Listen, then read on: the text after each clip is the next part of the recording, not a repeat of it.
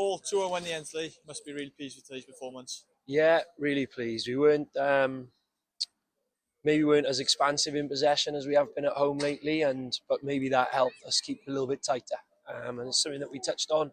We just wanted to win at home. We wanted to win in front of the good crowd that was going to turn out today, and so we made the decision to be a little bit more solid out of possession, and try and be dangerous when we get the ball, but just make sure we're solid and stop the rot in terms of conceding those goals. Really.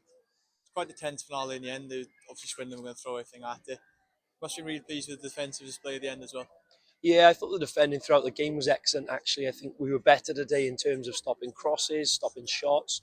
We were marked in around the box. We were picking out passes as they were trying to play them into their dangerous front two. So I thought I was really pleased with the defending today. I think I was a step on from the last two games.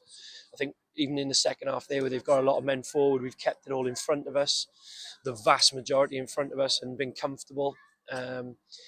Until the penalty, which I think is a soft one. So, but when you've been good, and this is the point I made last week, really, when we played Yate, one decision which we felt we didn't get in terms of their box, ended up in a draw today. Because you've been good enough in the game, one decision doesn't change the result of the game because we've defended so well for the 90. So even when we think that decision's gone against us, they still delivered the 3 points.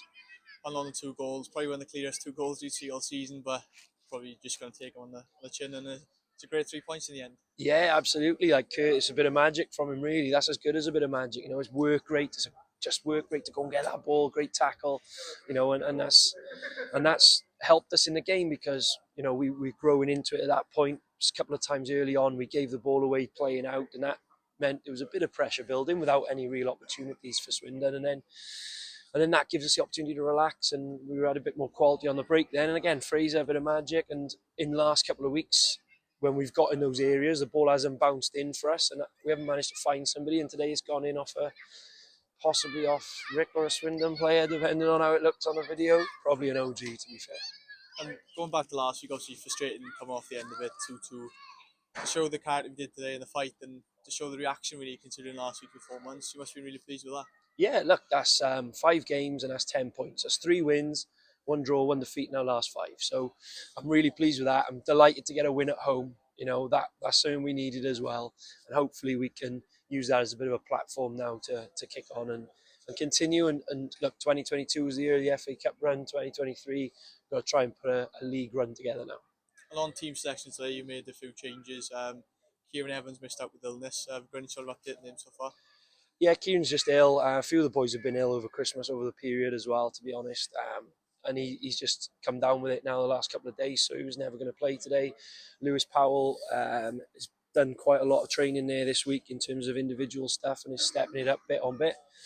Perhaps in with the team training next week. Callum Ryan Phillips is doing a bit more running, so possibly training not this week, but possibly next back in with the team. So, you know, on that front, things are looking good at the moment, and yeah, hopefully we get everybody fit for selection for the next couple of games. And on a more positive note, Nick Rhodes made his return on Boxing Day. We forgot to ask you that. He's back in the team again today. What's it like to be having him back in the squad? Yeah, Nick's a brilliant defender. You know, he's experienced. We've got a few experienced defenders. I think Nick gives us a bit of everything. You know, he's good in the air. He's relatively sharp across the ground. He's decent on the ball. He's a very, very good defender at this level. And you know, we needed him back in terms of the squad. And I thought today he was excellent. I thought, as I said, the whole defensive unit was excellent. And to be honest, I think they deserved a clean sheet. I'll have to watch the penalty back, but I think it's one where the striker's looking for it a little bit, and we're a bit unfortunate not to get one today, maybe. And finally, to finish, obviously, question manager gets asked pretty much every January about the transfer window. Is there any update on maybe some potential business, whether it's outgoings or incomings?